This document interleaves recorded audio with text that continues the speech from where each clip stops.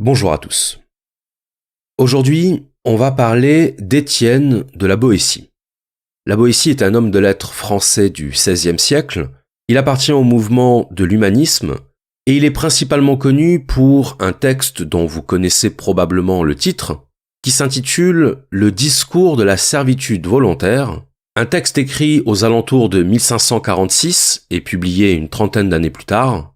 Et ce qu'il faut noter, c'est que la Boétie n'avait pas plus de 18 ans lorsqu'il a écrit ce texte, ce qui témoigne de la précocité de cet auteur et de sa grande maturité intellectuelle.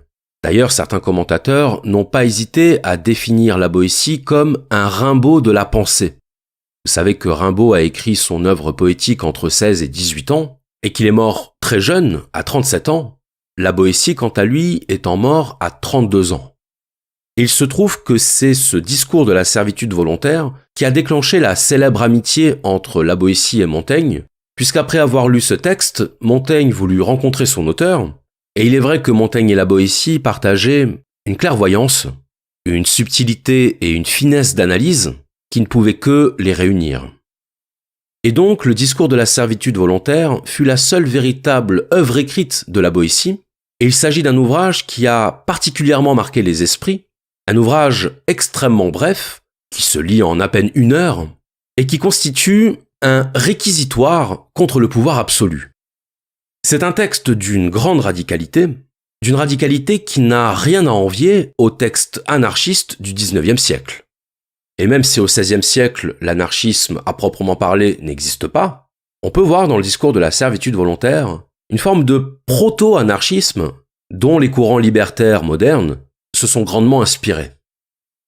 Seulement voilà, la grande différence entre la vision de la Boétie et la vision des anarchistes modernes, c'est que, selon la Boétie, si le peuple est dominé, c'est parce qu'il accepte d'être dominé. Pour la Boétie, la servitude des opprimés est une servitude consentie. En d'autres termes, les opprimés sont tout autant, voire davantage responsables de leur situation que les oppresseurs. Et donc, le grand contresens à ne surtout pas commettre à propos de ce texte, ce serait de croire qu'il pourrait se résumer à une dénonciation de la tyrannie.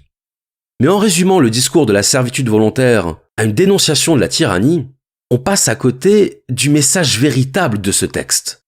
On passe à côté de son sens profond. Car la particularité de la Boétie, c'est qu'il critique la tyrannie non pas du point de vue du tyran, non pas du point de vue de celui qui exerce la tyrannie, mais du point de vue de ceux qui la subissent, du point de vue du peuple. Et vous allez voir dans cet audio à quel point cet élément a son importance. Pour comprendre la particularité de la thèse de la Boétie, il est nécessaire de partir de la croyance collective qui circule, notamment dans les milieux dits contestataires, à propos de la domination politique. Cette idée consiste à dire que défendre la cause des opprimés impliquerait automatiquement de faire porter notre discours sur le pouvoir. Défendre la cause des opprimés, ce serait dénoncer les oppresseurs. Et c'est ainsi que s'est constituée au fil du temps une véritable tradition de la critique. Une tradition de la critique guidée par une stratégie de dénonciation des puissants. Dénonciation des puissants, de leurs privilèges, de leur mépris à l'égard des catégories populaires, si bien qu'on a intériorisé l'idée que le problème à l'origine de tous nos maux, c'était nos dirigeants. Le paradigme contestataire, c'est la vision du monde dans laquelle on impute aux dirigeants politiques la responsabilité de l'asservissement des catégories populaires. Et là, je suis certain que beaucoup d'entre vous, en entendant ces mots, vont se dire « Bah oui, c'est normal. S'il y a des dominés, c'est parce qu'il y a des dominants. Et si les dominés souffrent de leur situation de domination, la faute en revient aux dominants. À qui d'autre ? Eh bien, si vous pensez ça, sachez qu'il s'agit là d'un point de désaccord fondamental avec la thèse de la Boétie. Pour la Boétie, les responsables de la domination ne sont pas les dominants. Les responsables de la domination, ce sont les dominés.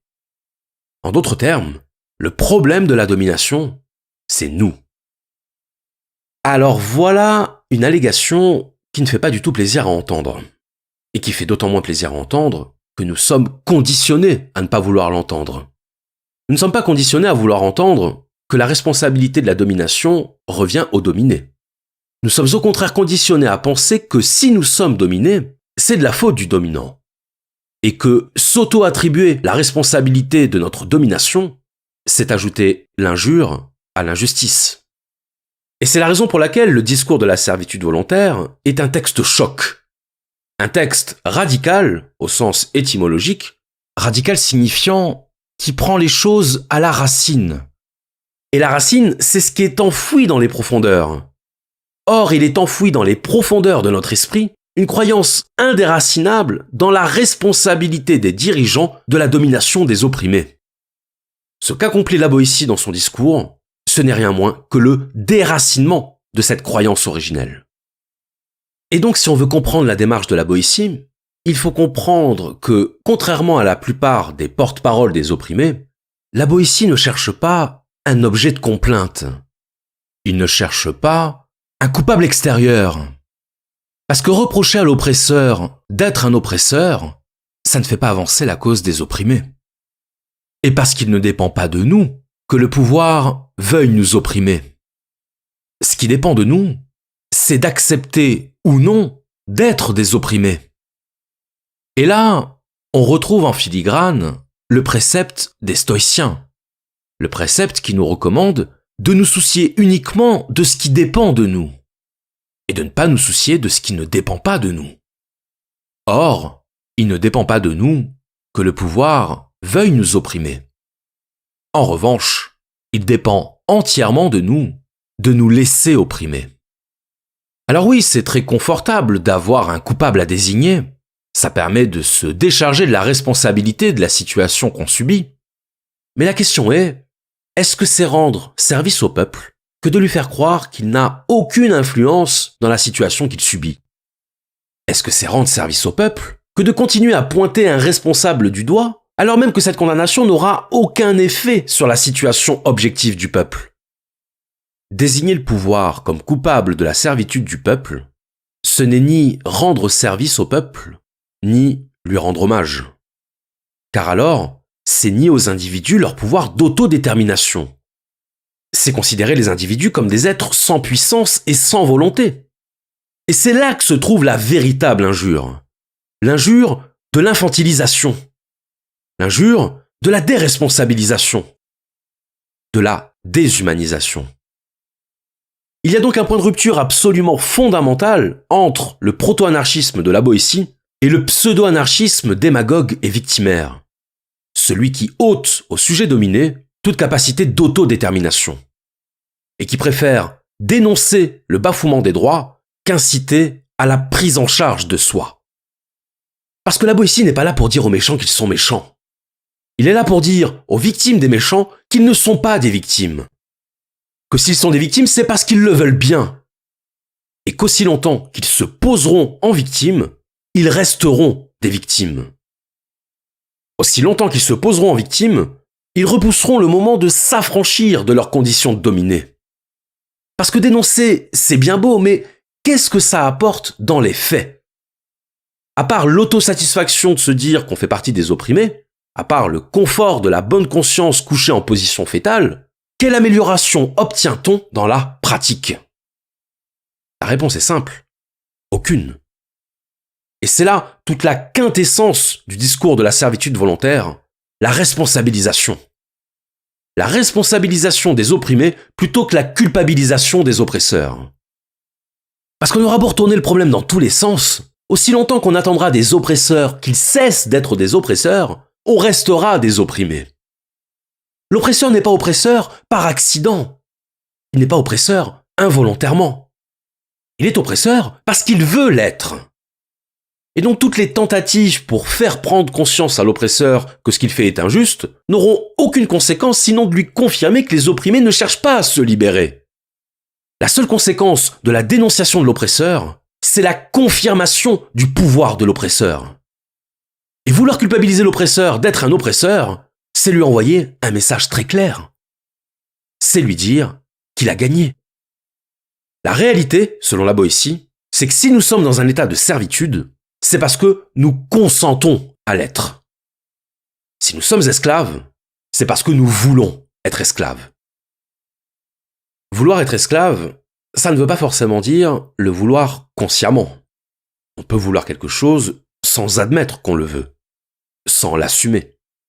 Et de fait, vous trouverez assez peu de personnes pour vous dire qu'elles sont heureuses de vivre dans la servitude.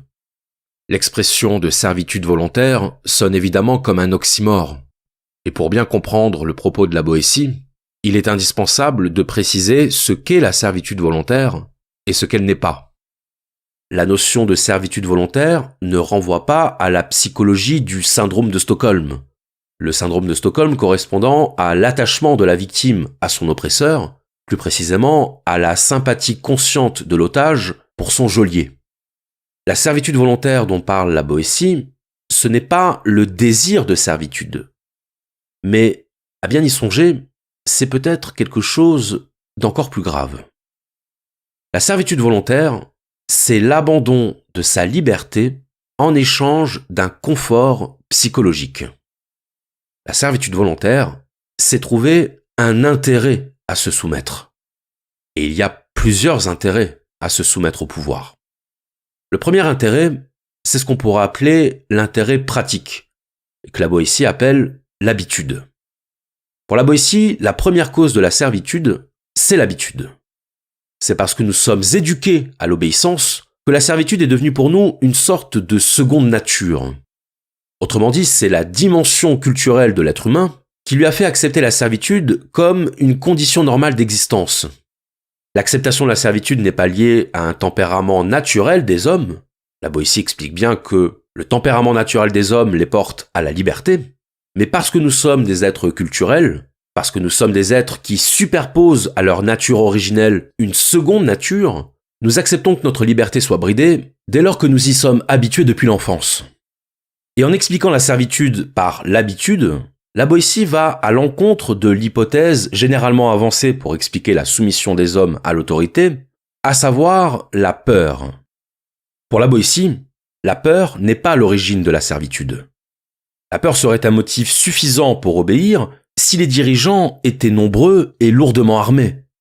Ce qui est d'ailleurs le cas dans les dictatures militaires, dans lesquelles l'obéissance est bel et bien obtenue par la peur. Mais quand le souverain est seul, tandis que le peuple est constitué de millions d'individus, l'explication par la peur ne suffit plus. Il faut qu'il y ait quelque chose d'autre. Il faut qu'il y ait un moteur interne de la servitude. Il faut que la servitude soit consentie. Et l'habitude a ce pouvoir de nous faire accepter ce que nous n'accepterions pas naturellement. L'habitude a le pouvoir, nous dit la Boétie, de nous apprendre à avaler le venin de la servitude sans le trouver amer.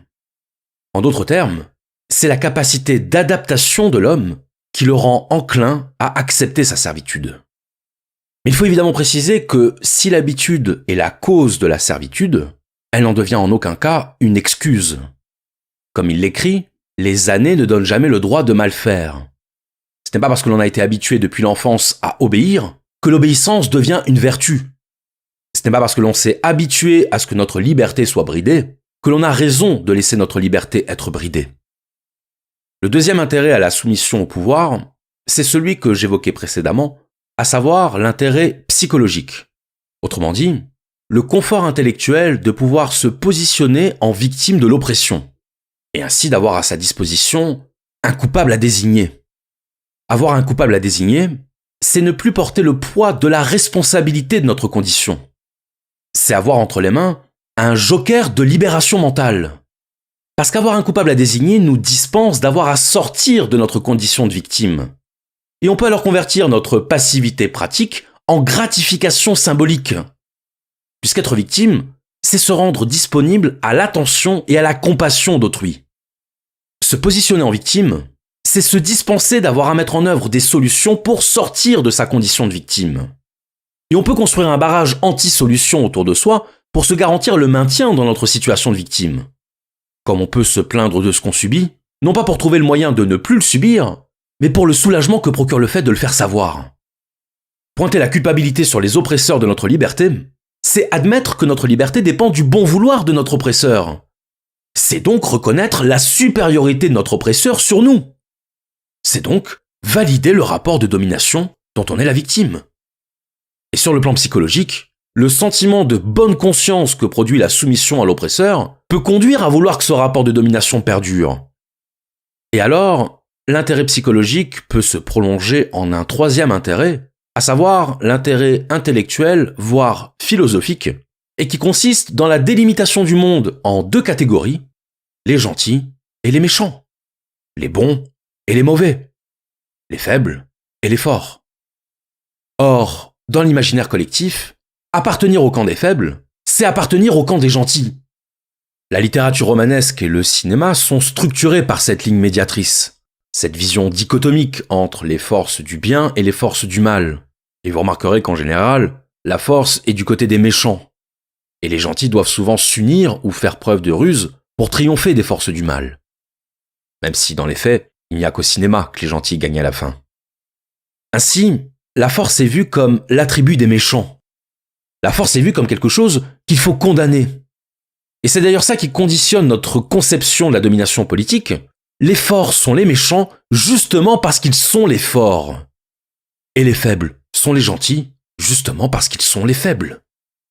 Le faible, c'est celui qu'il faut défendre. C'est celui qu'il faut protéger. C'est celui pour lequel il faut avoir de la compassion. Mais sauf que le pouvoir n'a aucune compassion pour les faibles. Et donc à aucun moment on ne rend service au faible en le maintenant dans sa faiblesse. À aucun moment on aide le faible à relever la tête face au fort en lui disant que la force c'est mal. Au contraire, on entérine sa servitude.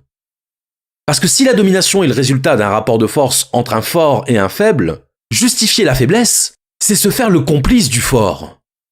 Et quand on demande au pouvoir de faire preuve de compassion à notre égard, on lui demande de ne plus être le pouvoir. Il n'y a qu'un faible pour croire qu'un fort est sensible à la faiblesse. La domination politique n'est pas un rapport de compassion, la domination politique est un rapport de force. Alors là, certains d'entre vous diront peut-être « D'accord, mais à l'époque de la Boétie, on était en monarchie. Or, aujourd'hui, nous sommes en démocratie. Et en démocratie, nous sommes beaucoup plus libres qu'en monarchie. » Sauf que c'est mal connaître les principes de la domination, et notamment les modalités psychologiques du consentement au pouvoir. Les modalités psychologiques du consentement au pouvoir, ce sont l'ensemble des stratégies mises en œuvre par un État pour substituer à la liberté réelle ce qui n'est que le sentiment de la liberté. Or, la liberté n'est pas un sentiment. Si on donne à un esclave un psychotrope qui lui fait éprouver un sentiment de liberté, l'esclave n'en devient pas libre dans les faits. La liberté, ce n'est pas un sentiment subjectif, c'est une réalité objective. C'est d'ailleurs sur ce point que portait la critique virulente de Marx à l'égard des droits de l'homme, puisque Marx considérait que les droits de l'homme n'étaient que des droits formels, et non pas des droits réels. Vous pouvez avoir tous les droits du monde, si vous n'avez pas les moyens matériels de satisfaire vos droits n'ont aucune réalité. Vous pouvez avoir le droit d'être propriétaire de votre maison, mais si vous n'avez pas les moyens matériels d'acheter votre maison, ce droit n'est qu'une abstraction. De la même façon, la liberté n'est pas la capacité virtuelle à pouvoir faire ce que l'on veut. La liberté, c'est la capacité réelle, effective, de pouvoir réaliser sa volonté. Encore faut-il que notre volonté ne soit pas aliénée. Et justement, en parlant de volonté aliénée, la stratégie de consentement au pouvoir dont parle la Boétie, c'est la stratégie qu'utilisaient déjà les empereurs romains. Et cette stratégie, vous la connaissez parce qu'on en a déjà parlé, c'est le divertissement. Le divertissement, ça regroupe l'ensemble des moyens par lesquels on procure aux individus un plaisir éphémère qui va détourner leur attention de leur situation objective. Quand on va voir un match de foot, on ne se pose pas la question de la domination politique. Quand on est sous l'emprise d'une drogue, ou quand on fait du shopping, ou quand on regarde un film porno, on ne se pose pas la question de la domination politique. Et la Boétie montre bien que cette stratégie a un double intérêt, car en plus de détourner l'attention du peuple de sa servitude, elle induit ce qu'il appelle un amollissement de la volonté. L'accoutumance au divertissement nous fait perdre le goût de notre liberté. Et donc cette stratégie d'amollissement de la volonté par le divertissement montre bien que le pouvoir ne s'exerce pas uniquement par la force. Car lorsqu'il s'exerce par la force, le pouvoir devient visible. Et alors, à ce moment-là, il ouvre la voie à la possibilité de l'insurrection. Le pouvoir ne s'exerce pas uniquement par la force, il s'exerce d'abord par la ruse. Et le divertissement, c'est la ruse du pouvoir pour produire un amollissement de la volonté et un abrutissement de l'esprit. Et ce faisant, on rend les individus consentants et donc acteurs de leur soumission. Un peuple diverti est un peuple consentant. Un peuple qui s'abandonne à ses plaisirs est un peuple qui ne demande qu'une seule chose: davantage de plaisir, davantage de soumission au divertissement. Ne croyez pas qu'il y ait nul oiseau qui se prenne mieux à la piper, ni aucun poisson qui, pour la friandise du ver, morde plutôt à l'hameçon que tous ces peuples qui se laissent promptement allécher à la servitude pour la moindre douceur qu'on leur fait goûter. Ces choses merveilleuses qu'ils se laissent aller si promptement, pour peu qu'on les chatouille. Les théâtres, les jeux, les farces, les spectacles, les gladiateurs, les bêtes curieuses, les médailles, les tableaux et autres drogues de cette espèce étaient pour les peuples anciens les appâts de la servitude, le prix de leur liberté ravie, les outils de la tyrannie. Ainsi les peuples abrutis, trouvant beaux tous ces passe-temps, amusés d'un vain plaisir qui les éblouissait, s'habituaient à servir aussi niaisement, mais plus mal, que les petits-enfants n'apprennent à lire avec des images brillantes. Alors, on pourrait décrire pendant des heures la manière dont fonctionne la mécanique du consentement au pouvoir. Mais ce n'est pas ce qu'on va faire parce qu'alors, on tomberait dans l'écueil que signale implicitement la Boétie dans son discours, à savoir l'écueil de la dénonciation. Pour la Boétie, il ne s'agit pas de condamner la servitude, il s'agit d'en sortir. Et pour lui, le seul moyen de sortir de la servitude, la seule et unique façon de devenir des êtres libres, c'est de cesser d'obéir. Alors vous allez me dire, la belle affaire, c'est un peu évident. Oui, pour être libre, il faut cesser d'obéir. Oui, mais sauf qu'il faut comprendre ce que ça veut dire. Être libre, c'est cesser d'obéir, mais est-ce que nous comprenons bien ce que ça veut dire, cesser d'obéir? Selon la Boétie, nous comprenons mal ce que signifie ne pas obéir. Parce que nous sommes tellement accoutumés à notre servitude que nous imaginons que pour être plus libres que nous ne le sommes, nous devrions nous battre. Nous imaginons que la liberté s'obtient par des actes. Or, cesser d'obéir, ce n'est pas agir, c'est au contraire cesser d'agir. Désobéir, ce n'est pas faire quelque chose, c'est cesser de faire quelque chose. Or, remarquez comme notre imaginaire est façonné par l'idée d'une liberté conquise par la lutte. Remarquez comme la liberté est associée dans notre esprit à des images de violence et à des scènes d'insurrection. Constatez à quel point les éléments de langage utilisés par les prétendus défenseurs de l'émancipation sont systématiquement reliés à une mythologie du combat. Lutter pour ses droits, combattre les injustices, résister à l'oppression. Mais ce que dit la Boétie, c'est que la liberté, on ne l'obtient pas par des actes. On ne se débarrasse pas d'un fardeau en le combattant. On s'en débarrasse en le lâchant. Être libre, ce n'est pas vociférer à l'oreille des dirigeants. Ce n'est pas les menacer de mettre le feu aux poubelles. Parce que de toute façon, les poubelles, c'est nous qui allons les payer. Être libre, c'est désobéir. Être libre, c'est cesser d'agir conformément à la volonté du pouvoir.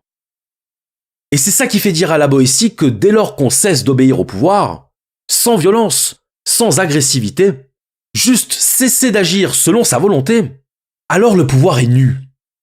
Le pouvoir est démuni. Parce que le pouvoir a besoin de notre participation active. Et parce que combattre le pouvoir, c'est encore le nourrir. C'est le légitimer comme pouvoir. C'est le valider comme pouvoir.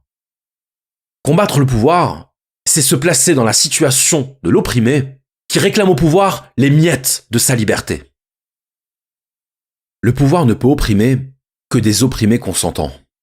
Le pouvoir ne peut avoir comme esclaves que des esclaves volontaires. Mais dès lors qu'il n'y a plus d'opprimés, il n'y a plus d'oppresseurs. Et ce n'est pas en faisant disparaître les oppresseurs qu'on cesse d'être opprimé. C'est en cessant de se conduire en opprimé qu'on fera disparaître les oppresseurs. Et c'est ce raisonnement qui conduit la Boétie à écrire cette célèbre phrase qui résume tout. « Soyez résolus à ne plus servir, et vous voilà libre. » La théorie de l'émancipation de la Boétie tient en un raisonnement simple. Un raisonnement qui annonce près de 3 siècles en avance ce que Hegel appellera la dialectique du maître et de l'esclave, et qui consiste à mettre en lumière le fait que l'oppresseur est davantage dépendant de l'opprimé que l'opprimé ne l'est de l'oppresseur. En d'autres termes, le pouvoir a davantage besoin de nous que nous n'avons besoin de lui. Et c'est ce qui fait que, paradoxalement, le recouvrement de notre liberté ne passe pas par l'action révolutionnaire, mais par le retrait de l'action servile. Alors bien sûr, la Boétie ne cache pas son admiration pour les héros guerriers de l'Antiquité qui étaient prêts au sacrifice pour défendre leur liberté. La Boétie partage avec Rousseau ce goût de la vertu antique qui passe parfois par l'usage des armes, et il serait contrefactuel de dire que dans l'histoire, la conquête de la liberté n'a jamais emprunté la voie de la révolte ou du combat révolutionnaire. Mais le fait est que cette lecture des rapports de domination, avec d'un côté les oppresseurs et de l'autre les opprimés, a tendance à nous faire oublier cette dialectique de l'interdépendance oppresseur-opprimé qui nous invite à désessentialiser notre état de servitude, à ne plus le considérer comme une fatalité héritée à la naissance, mais comme un mode d'être que l'on peut accepter ou refuser. Et parce qu'une bonne citation vaut mieux qu'une longue explication, je vais vous lire un passage du discours de la servitude volontaire dans lequel la Boétie exprime parfaitement ce rapport d'interdépendance de l'oppresseur et de l'opprimé. Je cite. « Or, ce tyran seul, il n'est pas besoin de le combattre, ni de l'abattre. Il est défait de lui-même, pourvu que le pays ne consente point à sa servitude. Il ne s'agit pas de lui ôter quelque chose, mais de ne rien lui donner. Pas besoin que le pays se mette en peine de faire rien pour soi, pourvu qu'il ne fasse rien contre soi. Ce sont donc les peuples eux-mêmes qui se laissent, ou plutôt qui se font malmener, puisqu'ils en seraient quittes en cessant de servir. C'est le peuple qui s'asservit et qui se coupe la gorge, qui, pouvant choisir d'être soumis ou d'être libre, repousse la liberté et prend le joug, qui consent à son mal, ou plutôt qui le recherche. S'il lui coûtait quelque chose pour recouvrer sa liberté, je ne l'empresserais pas, même si ce qu'il doit avoir le plus à cœur est de rentrer dans ses droits naturels et, pour ainsi dire, de bête redevenir homme. Mais je n'attends même pas de lui une si grande hardiesse. J'admets qu'il aime mieux je ne sais quelle assurance de vivre misérablement qu'un espoir douteux de vivre comme il l'entend. Mais quoi ? Si pour avoir la liberté il suffit de la désirer, s'il n'est besoin que d'un simple vouloir, se trouvera-t-il une nation au monde qui croit la payer trop cher en l'acquérant par un simple souhait, et qui regretterait sa volonté de recouvrer un bien qu'on devrait racheter au prix du sang, et dont la perte rend à tout homme d'honneur la vie amère et la mort bienfaisante.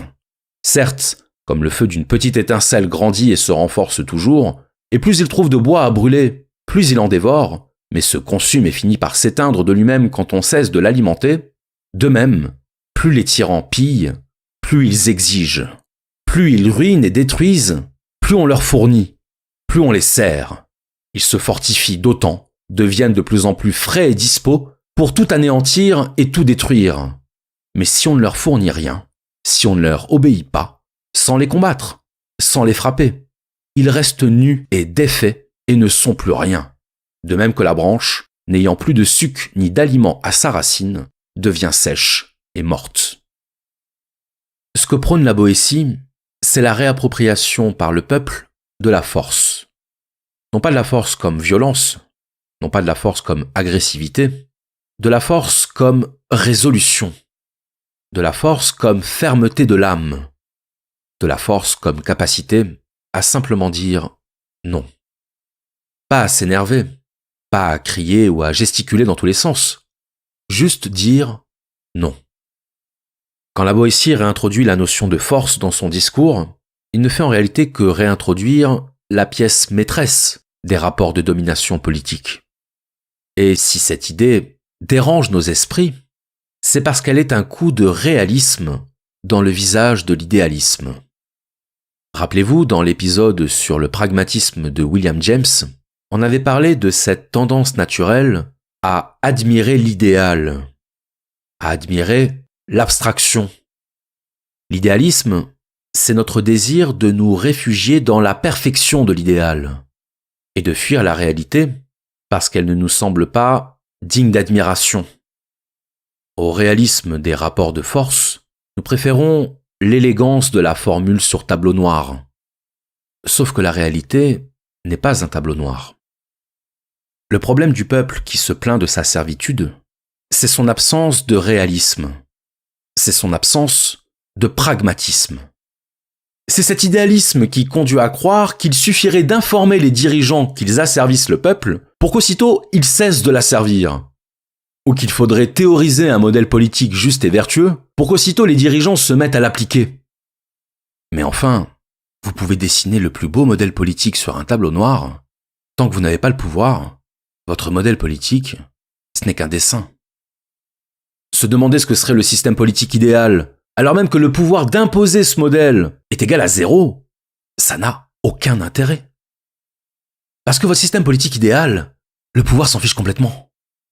Et passer des heures à théoriser la société idéale, c'est comme passer des heures à réécrire le dernier Star Wars. Votre film sera peut-être le meilleur film qui ait jamais été écrit, mais il ne sera jamais rien d'autre qu'un fichier Word sur votre disque dur. Il ne sera jamais réalisé.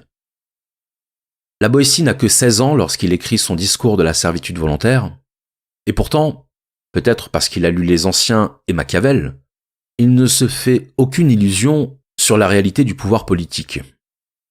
Car par définition, le but du pouvoir, c'est de soumettre. La soumission n'est pas un accident du pouvoir. La soumission n'est pas un effet malencontreux d'une dérive autoritaire. C'est l'essence même du pouvoir. Et croire que le pouvoir pourrait déroger à ce principe, croire que le pouvoir pourrait vouloir notre liberté et notre émancipation, relève du pur fantasme. La seule chose que peut éventuellement faire le pouvoir, c'est faire en sorte de diminuer la sensation de sa pression sur notre liberté. C'est mettre les formes. C'est enrober le réalisme de la servitude par le formalisme du sentiment de liberté. Et c'est amusant de voir comme nous nous montrons parfois très méfiants à l'égard des gens qui partagent notre condition, et en même temps très confiants à l'égard de ceux dont le métier est de nous asservir. Ceux, comme l'écrit la Boétie, qui, avant de commettre leurs crimes les plus graves, les font toujours précéder de quelques jolis discours sur le bien public et le soulagement des malheureux.